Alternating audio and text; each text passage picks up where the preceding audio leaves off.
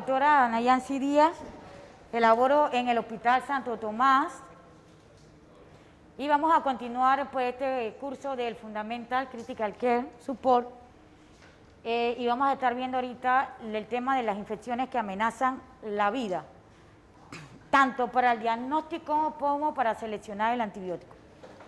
Antes de empezar, quiero hacerles una pregunta. ¿Ustedes inician mañana a trabajar? ¿Ustedes inician mañana a trabajar aquí en el hospital? Llegan pacientes en teoría mañana. Ustedes empiezan a trabajar mañana, pues. ¿Sí, no? ¿Sí o no? O sea, están como en duda. Todavía no saben. ¿Y si le dicen que mañana? ¿Quién viene? Si dicen que mañana, vienen. Con todas las ganas. Este curso está un poquito largo, ¿no? Pero de ahí tienen que ir a dormir para poder empezar. Ahora, ahorita en estos momentos estamos estudiando el Fundamental Critical Care Support, que conlleva, que ustedes han visto todo un tema grande, shock, infecciones por quemadura. Ahora vamos a ver una serie de infecciones, la parte neurológica, la parte del trauma, la parte de síndromes coronarios agudos e incluso también la ética médica. Y ustedes se van a enfocar ahora, realmente cuando abre este hospital, prácticamente en COVID, ¿no es cierto? ¿Y COVID es una infección o no que amenaza la vida? Sí. Definitivamente. Por eso es que se ha abierto este lugar, porque la mortalidad, aunque estamos dentro de la letalidad mundial, realmente nuestra mortalidad con más de 1.800 casos es alto, ¿ok? Entonces, aunque el COVID no va a aparecer en este tema, porque obviamente este curso se hizo antes de la pandemia, tenemos que saber que la infección por el SARS-CoV-2 o lo que llamamos COVID es realmente una infección que amenaza la vida. Y van a aprender con el tiempo, si es que ya no saben realmente cuáles son los tratamientos que estamos dando para esta enfermedad, y entre uno de ellos vamos a ver, de lo que vamos a estudiar de los temitas ahorita aquí, es uno que aunque se va y se orienta hacia el COVID, y ustedes van a entender por qué a estos pacientes le ponemos esos antibióticos, aunque la enfermedad del COVID es un virus, ¿ok? Entonces, infecciones que amenazan la vida. Los objetivos rápidamente, se los voy a bastante resumir, es entender la terminología, es establecer los factores de riesgo que hacen que una persona tenga o no más probabilidades de morir por una misma infección, las manifestaciones clínicas, saber cuáles son, comprender cuáles son los exámenes o los laboratorios que usted utiliza para usar el diagnóstico, qué variables le ayudan a saber qué antibiótico escoger y qué antibióticos empíricos para ciertas infecciones vamos a escoger. ¿Por qué? Porque van a ver que, y ustedes ya saben, que una infección que yo sospecho no la voy a determinar específicamente el mismo día. Van a tardar varios días para saber, y por eso tenemos que establecer sobre la terapia empírica. Estos siempre son casos clínicos, este fundamental. Vamos a ver un hombre de 75 años, vive en un asilo, llega al hospital, cuarto de urgencia, supónganse, o llega al modular, quién sabe, aquí. No, esto no es modular, esto se llama hospital moderado. Alteración del estado mental, llega con dolor abdominal, pero ha evacuado de forma normal en las 24 horas. Llega con unos signos vitales de una presión de 160, llega con temperatura de 39 grados, una frecuencia cardíaca de 120 y llega con franca taquipnea, ¿ok? Y está con cánula nasal saturando 90%. ¿De qué? Pregunta, ¿este paciente tiene sepsis? ¿Sí o no? ¿Sí? ¿Sí o no? ¿Quiénes votan que sí? ¿Quiénes votan que no tiene sepsis? O sea, por el momento no hay un repunto, él tiene dolor abdominal, sería un síndrome de falta de foco infeccioso. Tiene ahorita manifestaciones sistémicas que pudieran o no relacionarse a una sepsis, ciertamente, ¿ok? Y, ay papá, perdón, se me fue. Y vamos a hablar entonces qué es sepsis. ¿Qué es sepsis para nosotros? Sepsis no es más que cuando un órgano está disfuncionando por el hecho de que hay en algún lugar una infección y que el huésped está reaccionando a ese proceso infeccioso. Choque séptico es cuando tenemos esa sepsis clínica, pero que a pesar de haber nosotros respuesto con líquido, el paciente se mantiene hipotenso y usualmente va a requerir el uso de, ¿cómo se llama?, vasopresores. Y importante saber esto, que los pacientes que tienen alta morbilidad, un paciente que tiene alta morbilidad o bastantes patologías previas, nosotros incluso al lado de la cama de este paciente, por tres manifestaciones sistémicas o 3 signos, podríamos decir que el paciente tiene sepsis. Y es lo que ustedes van a ver en la literatura actual, que es lo que se llama el quit-SOFA, ¿ok? Que son 3 variables: la presión arterial sistémica o sistólica menor de 100, la frecuencia respiratoria mayor de 22 y una alteración del estado mental que usualmente es un Glasgow menos de 3. Si a usted le llega un paciente y usted lo ve, o una persona que tiene esos 3 signos, taquipnea, ligera hipertensión desde el punto de vista de la presión arterial sistólica y alteración del estado mental, eso debe a usted oponer así, este paciente tiene sospecha de sepsis y usted lo va a confirmar. Es lo que se llama ahora, tratando de resumir y buscar rápidamente el diagnóstico de sepsis, porque la sepsis es una patología que mata a los pacientes. Entonces, este paciente tenía ¿cuánto de temperatura? 39 grados. ¿Es la fiebre un signo? Es que se me fue la diapositiva antes, vamos a ver si la quito. ¿Es la fiebre siempre un síntoma de infección? ¿De sepsis? No siempre, porque pueden haber causas de fiebre no relacionadas a infección, como pudieran ser el neuroléptico maligno, que es a través de unos medicamentos, reacción medicamentosa. ¿Cuál?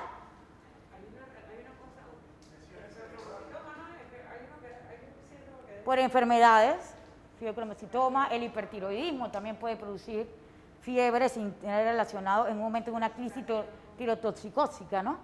Puede ser por un aumento de la temperatura, por una recién posoperado, en las primeras 48 horas, por medicamentos como el síndrome neuroléptico maligno, aloperidol y estas cosas de medicamentos que puede dar el síndrome neuroléptico maligno.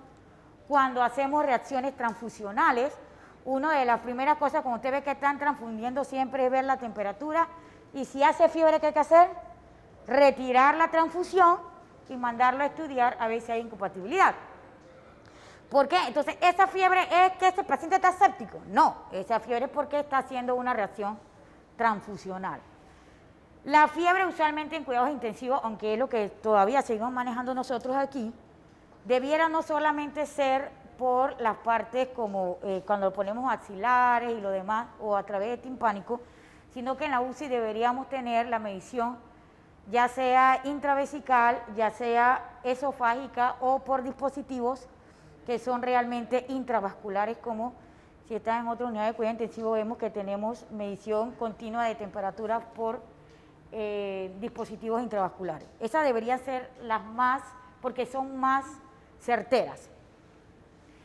Y recuerden que siempre la fiebre de los medicamentos solo es una relación temporal. Entonces, volviendo al mismo paciente, recuerden todo el paciente, yo no voy a recordarlo siempre. ¿Qué información ustedes requerirían para determinar si ese paciente, lo que ustedes vieron, los 3 signos del quit-SOFA que lo tiene presente, si ese paciente realmente tiene infección o no? ¿Cómo? Hemogramas, urinálisis, radiografía de tórax. O sea, en general, ¿qué necesitan? Necesitan primero saber la historia del paciente antes de mandar a laboratorios, ¿cierto? tienen que saber primero la historia del paciente. Siempre a nosotros dice que antes del examen físico, incluso antes de hacer laboratorio, ¿qué tenemos que hacer?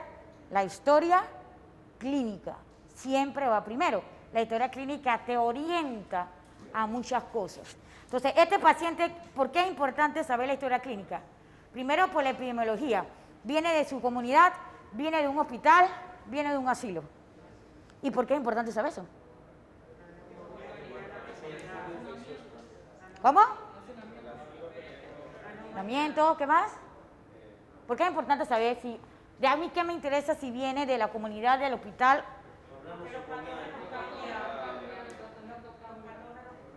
Para poder conocer usualmente o de manera empírica qué antibiótico escoger dependiendo del lugar donde procede el paciente, porque los gérmenes no son los mismos. ¿Ok? Y ver si de repente hay un brote en ese lugar. Ahora con el COVID, si el paciente llega y dice que es un asilo y ya ustedes saben que en ese lugar habían 10 casos, ¿qué es lo más probable? Que ese paciente que viene con fiebre también tenga COVID o no. Entonces tienen que saber la historia primero. Factores predisponentes del paciente, van a ver entonces son sus comorbilidades, sus enfermedades, diabético, hipertenso, paciente inmunosuprimido, toma medicamentos de inmunosupresores. Y entonces ustedes ven las manifestaciones sistémicas, que no se las voy a repetir porque ya ustedes saben que ellas pueden ser sistémicas como las que hemos visto, fiebre, hipotensión, etcétera, pero si dependiendo del órgano que está afectado, él le va a dar ciertas manifestación propia de ese lugar. Por ejemplo, si yo tengo una infección pulmonar, ¿cuál sería mi manifestación clínica de una infección pulmonar? Tos, disnea, taquipnea, incluso examen físico, ¿ah? De saturación, incluso el examen físico, estertores, crepitantes, roncus, etcétera. Entonces, el pulmón le da unas manifestaciones que son de él. El sistema nervioso le da unas manifestaciones que son de ese órgano. Una meningitis no es igual que una neumonía en las manifestaciones específicas del órgano, igual como es una infección urinaria, ¿ok? Entonces, signos pueden ser sistémicos, que son los signos vitales, y las manifestaciones van a depender del sitio. Si es una meningitis, por ejemplo, ¿cuál sería una manifestación así rápida? Alteración del estado de conciencia, cefalea, etcétera, alteración del estado mental, como dijeron. Si es respiratoria, ya lo dijimos. Si es abdominal, dolor abdominal, defensa, diarrea, vómitos, náuseas. Si es del tracto urinario, ardor, molestia para orinar. Si es cutánea, enrojecimiento, eritema. Y si es catéter, puede ser una bacteremia con escalofrío o que el mismo lugar donde usted lo vea tenga un enrojecimiento o un eritema. Entonces, ¿cómo dijimos que íbamos a establecer el diagnóstico? Por exámenes de laboratorio, por exámenes microbiológicos y por estudios radiológicos. Dentro del examen de laboratorio van a haber ciertos datos que le van a sugerir infección. En un hemograma, ¿qué le puede sugerir infección? Aumento como neutropenia. ¿Cómo se llama? Neutrofilia. La trombocitopenia también es un signo, a verse del hemograma, que es asociado a sepsis. Los gases arteriales, ¿qué le pueden decir por sepsis? El lactato elevado. El urinálisis, cilindro, patológico, bacteriuria, etcétera. Entonces, estos exámenes le van a ayudar para poder establecer la procalcitonina elevada, PCR, etcétera. Exámenes microbiológicos, rápidamente uno que nos ayuda a poder más o menos determinar qué microorganismo pudiera ser. ¿Ah? Rápido. Un frotigrán. Agarran una orina, hacen un frotigrán. Agarran una secreción traqueal o un esputo, hacen frotigrán. Y usted puede establecer más o menos gran negativo, gran positivo, lo que usted quiera. Una punción lumbar, un líquido cefalorraquídeo, si tiene hongo o no tiene hongo. Eso se ve fácilmente de una vez con el frotigrán. Y no, sería en este caso un KOH, ¿no? Y cultivos, recuerden que eso va a demorar 72 horas hasta más, dependiendo si usted quiere saber si es hongo. Pero debe hacerlo, porque el único que le va a decir realmente cuál es el germen y su respuesta a antibióticos son los cultivos. ¿Y en radiología? No, ¿qué estudio radiológico para poder hacer el diagnóstico? Una radiografía toda si empieza una neumonía y veo infiltrados, broncograma aéreo, etcétera. ¿Qué más? Si estoy pensando en el abdomen, una perforación, una tomografía. Si pienso que es una meningitis, un CAP para poder luego hacer la ¿qué? La punción lumbar si no ha convulsionado o si no tiene signo, porque no siempre hay que hacer un CAP para hacer una punción lumbar, recuerden eso claramente. Entonces, volvemos al Señor. ¿Qué intervenciones ustedes instituirían? Acaban de hablar del shock séptico, de los tipos de shock. ¿Qué harían con ese paciente? ¿Rapidito? Que no tengo mucho tiempo, llevan 10 minutos. 16. Voy por la mitad. Antipirético para bajar la fiebre. ¿Qué más? Líquidos, primero líquidos. Oxígeno, mayor cantidad, lo cambian a tienda facial, etcétera. Hay que ver si hay que intubarlo o no hay que intubarlo.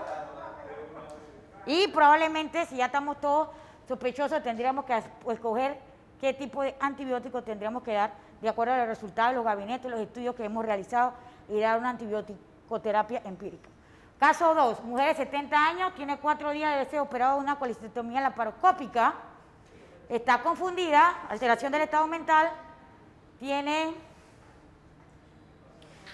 taquicardia, está desaturada, tiene infiltrado y leucocitosis. ¿Cuáles agentes antibióticos serían los indicados para esta paciente? ¿Qué sospechan primero? ¿Qué sospechan primero? ¿Una? Taquicárdica, desaturada, infiltrados pulmonares, leucocitosis, 4º día postoperatorio. Una neumonía, está en el hospital. Ahora, el saber que está en el hospital, ¿afecta el antibiótico que yo voy a escoger? ¿Por qué? Porque depende de cuál es tu epidemiología local, de tus gérmenes, de ese lugar donde tú estás. No es lo mismo el Santo Tomás que la Caja de Seguro Social, o por ejemplo que el oncológico, o el hospital del niño. Y si hablamos a otro país, menos. Entonces es importante saber la flora local de nuestro hospital. Entonces, sospecharon de qué patógeno y el sitio de infección. Sospecharon que era la vía, la parte pulmonar, o sea, una neumonía nosocomial. ¿Qué van a hacer? Si pueden, un esputo, y si la intubaron, pues, secreción traqueal, y hacen un gran. Evalúan, de acuerdo a eso, la resistencia bacteriana de su hospital. Y tienen que ver su cuadro de comorbilidad. No hemos estudiado, pero no sabemos si era diabética, no sabemos si es obesa, y eso va a cambiar también lo que yo escojo. La resistencia antimicrobiana. Siempre tenemos que recordar que si esta paciente o en el lugar hay cepas resistentes anteriores, si ella recibió, ¿ustedes creen que ella estaba recibiendo antibióticos? No, pero ustedes creen que ella estaba recibiendo antibióticos. Claro, porque estaba posoperada, así que tenemos que ver qué antibióticos previos tenía. Si tiene una cefalosporina, no le van a poner otra cefalosporina, si están pensando que tiene una neumonía nosocomial. ¿Ok? Si estuvo en UCI o si tuvo una estancia hospitalaria extendida, porque eso, entre más tiempo, más riesgo de gérmenes multidrogoresistentes. Si el paciente tiene hemodiálisis, ¿por qué si el paciente tiene, yo tengo que saber si tiene diálisis o no? Si es un paciente crónico.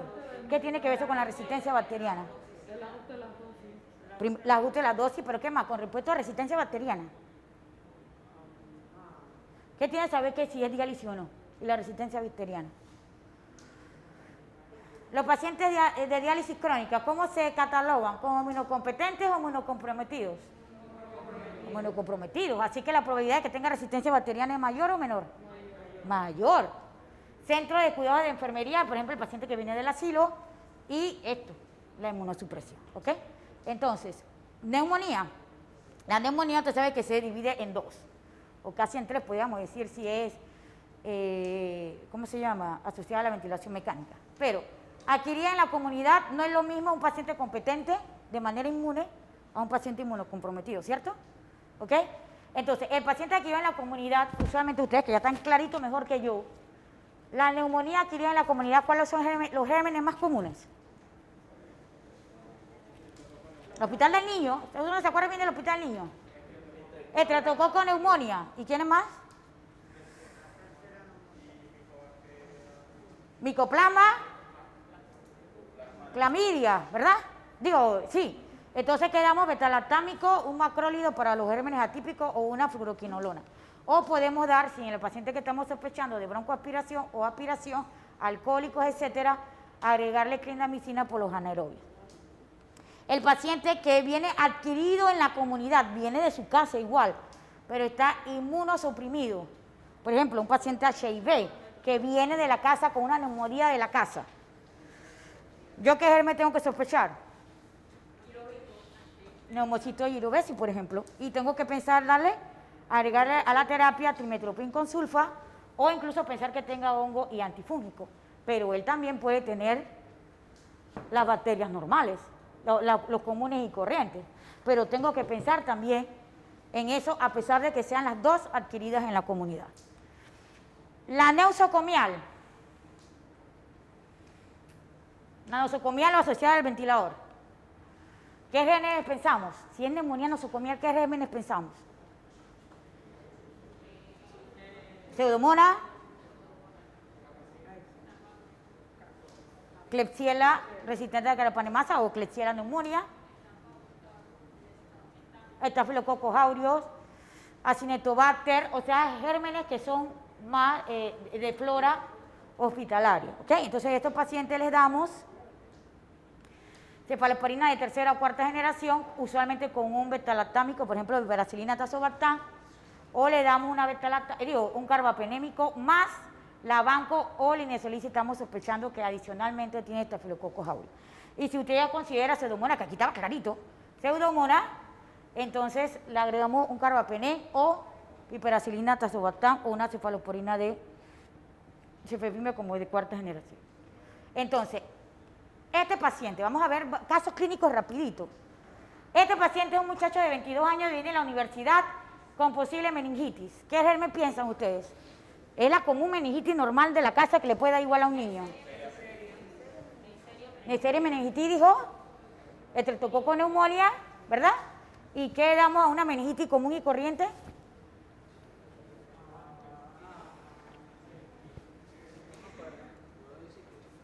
Cefalosporina de tercera generación, ¿verdad? Incluso pueden dar penicilina sódica dependiendo de cuando salga si es un estreptococo neumonía, que es sensible, se le puede dar penicilina sódica a altas dosis.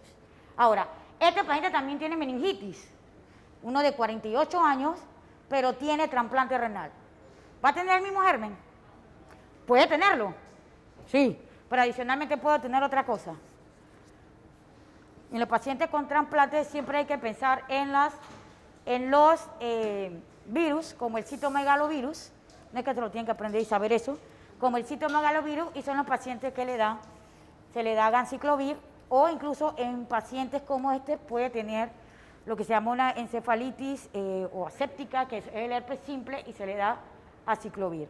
Ahora, este paciente tiene 35 años, pero adicionalmente tiene un trauma, tiene una ventriculostomía de 4 días atrás, presenta fiebre, agravamiento del estado mental.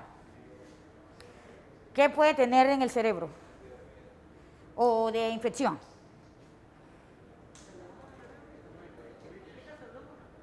No, ¿qué patología o qué infección puede tener?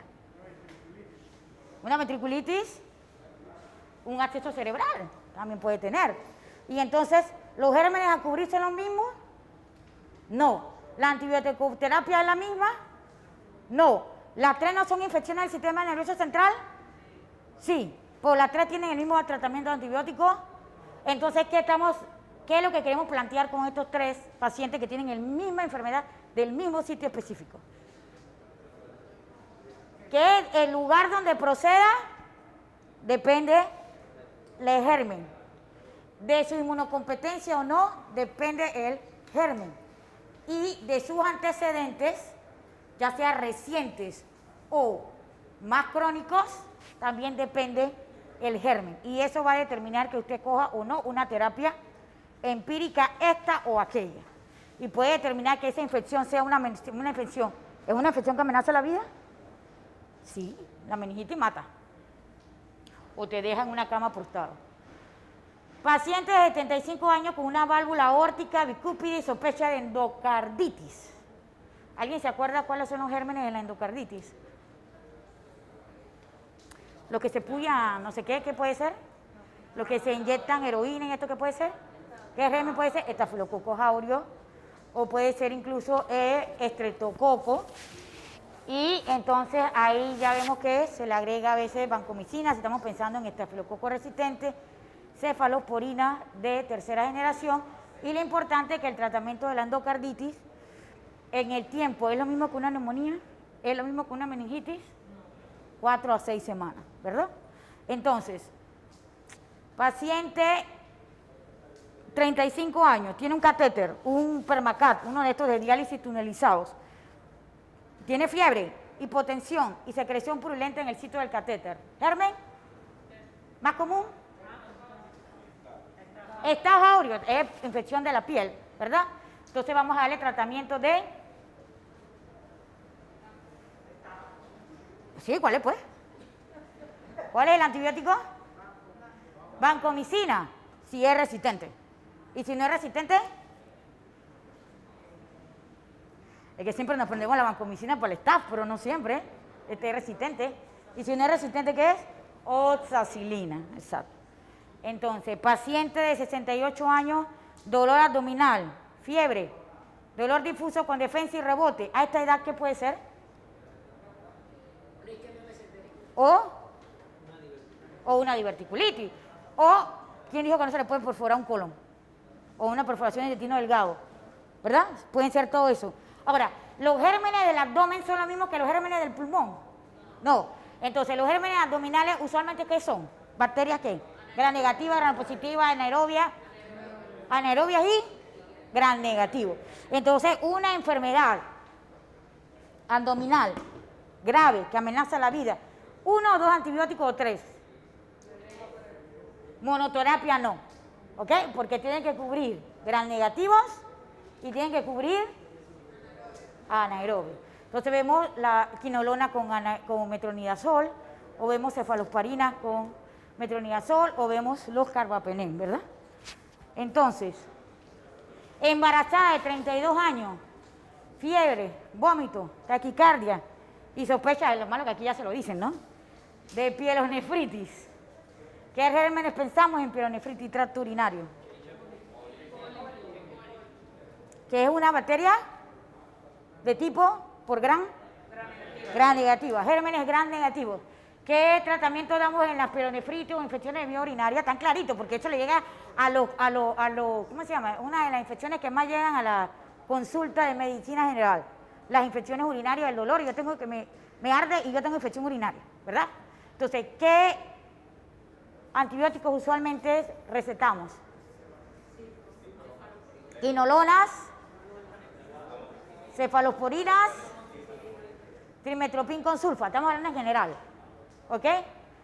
Quinolonas, cefalosporinas, trimetoprim con sulfa, solo que después tendríamos que ver, importante una cosa aquí, en el antecedente es que está embarazada, y ahí ya escogemos realmente el tratamiento.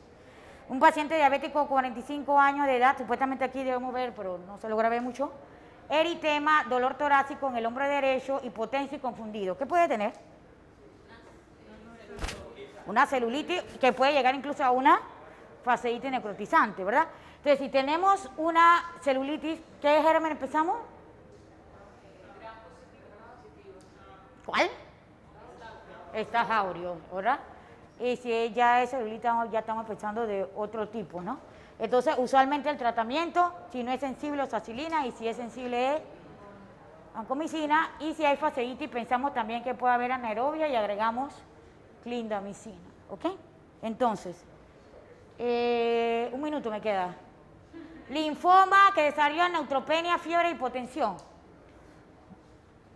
Después de quimio, ¿qué puede tener? De todo.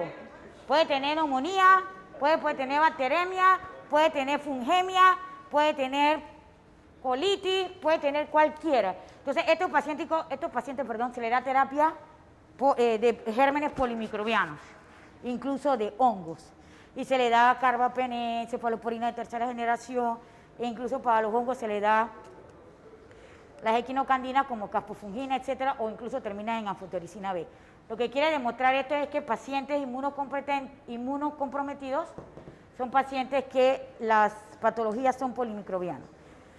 Y en pacientes que ha sido hospitalizado por 3 semanas por sepsis urológica, ingresa por diarrea, alteración del estado mental, recuento elevado de leucocitos y un CAT que muestra colitis. ¿Qué puede tener? Infección por ¿qué germen? 3 semanas por sepsis urológica en tratamiento. Ajá, ¿y qué germen? No, colitis ulcerativa no. Colitis ulcerativa no. ¿Qué puede tener?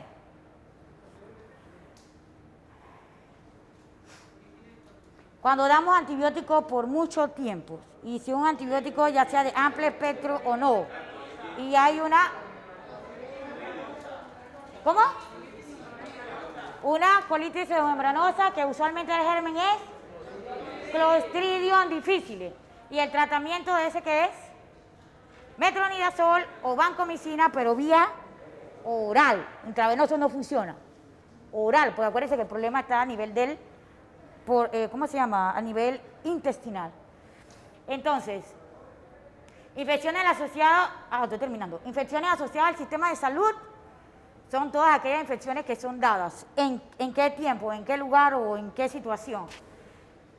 Son las que están causadas por un agente que ocurre en ya sea que esté hospitalizado y que a la vez no está presente en la admisión, a menos que la infección estuviera relacionada con una admisión anterior. Y usualmente 1 de cada 25 pacientes se admiten con este tipo de infecciones. La mayoría están asociadas por infecciones como una bacteremia del torrente sanguíneo por catéter, neumonía asociada al ventilador, Clostridium difficile, un estadio meticilino resistente, infecciones del sitio quirúrgico si lo han operado. Entonces, la prevención que abarca, todos lo sabemos y hay que hacerlo, igual para el COVID, higiene de manos, precauciones de contacto, esterilización al insertar los dispositivos, por ejemplo los catéteres, establecimiento, cuando van a poner el sonda Foley, hay que tener que eso sea aséptico, establecimiento de un paquete de medidas de prevención para los catéteres y la ventilación, el uso apropiado de los antibióticos. Recuerden que los antibióticos tienen un periodo. Ahora, yo les decía que íbamos a ver algo del COVID, así pero para relacionarlo rapidito. ¿Qué tratamiento antibiótico usamos que no es para el virus, pero que se da para el COVID? ¿Por qué? ¿Alguien se ha preguntado por qué? ¿Qué antibiótico le damos? ¿Acitromicina? ¿Solo acitromicina como antibiótico? ¿Cuándo entran?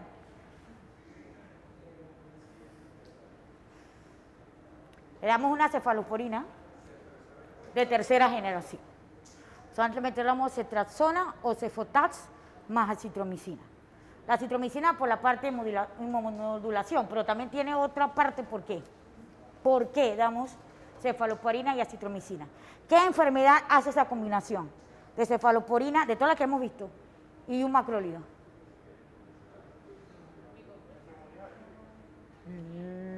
Puede ser típica, pero ¿cuál es el nombre de la neumonía? Neumonía adquirida en la comunidad. ¿Los pacientes COVID de dónde vienen? De la comunidad. ¿Y solo pueden tener COVID, una neumonía por COVID? No. ¿Pueden tener streptococcus neumonía? Sí. ¿Pueden tener micoplasma? Sí. Nosotros tenemos ahorita una paciente embarazada con COVID y streptococcus neumonía. Ahí salen los dos. Por eso le da a todos de manera empírica. Le damos cuando entran acitromicina y cefalosporina de tercera, cubriéndolo como neumonía adquirida en la comunidad. Pero si ese paciente viene y es renal crónico, en diálisis, y es inmunosuprimido, y tiene neutropenia, inmunosupresión, ¿qué le van a poner cefalosporina en tercera?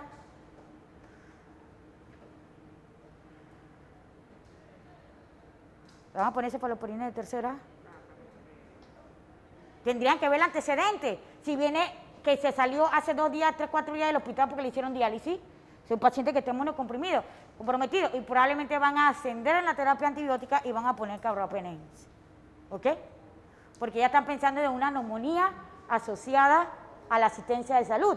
El de diálisis crónica ve que cada tiempo va al hospital, cada 2 días. Entonces ese paciente, si viene con COVID, también puede venir con una neumonía asociada a la atención en salud. ¿Ok? Y eso tienen que tenerlo presente y ya, me pasé hace rato. ¿Y preguntas? Recuerden que la fiebre es más de algo común en la sospecha de infección, pero no siempre es infección. Recuerden que debemos tener siempre los cultivos y especialmente antibióticos. Recordar que depende siempre el antibiótico del germen, del lugar donde viene el paciente, de sus comorbilidades, si es inmunocompetente o si es inmunosuprimido. Los antibióticos empíricos, cuando hay sospecha de meningitis, deben empezarse lo más pronto posible. Estreptococo neumonía, más común de la neumonía de la comunidad, y tenemos que pensarlo en COVID. Los patógenos como Staph aureus gram negativo, las neumonías adquiridas en el hospital, la endocarditis, recuerden que el tratamiento es a largo plazo, y las infecciones intraabdominales, que ustedes ya lo saben, obviamente, no solamente es dar antibióticos, sino que hay que incluir al cirujano porque si es una perforación, etcétera, el tratamiento es operarlo y no solamente antibióticos. ¿Alguna pregunta? La fascitis necrotizante, antibiótica terapia, aparte de bridarlo, amplio espectro en los pacientes inmunosuprimidos, y cuando hay hongos siempre el paciente tiene que tener un factor predisponente. ¿Alguna preguntita, chicos? ¿Alguna preguntita? ¿Están claros en los antibióticos? Más o menos, pero lo que tienen que tener claro es poder reconocer cuando un paciente sospecha de infección. ¿Cuáles son los 3 criterios para sospechar infección? Alteración del estado mental con un grado menor de... ¿Lo dije? No. 13. ¿Cuál es el otro? Frecuencia respiratoria mayor o igual a 22 y presión arterial sistólica menor de 100. Si usted tiene esas 3 cosas en un paciente, sospeche y descarte infección. Si un paciente le llega con esos 3 signos. ¿Ok? Listo, pues.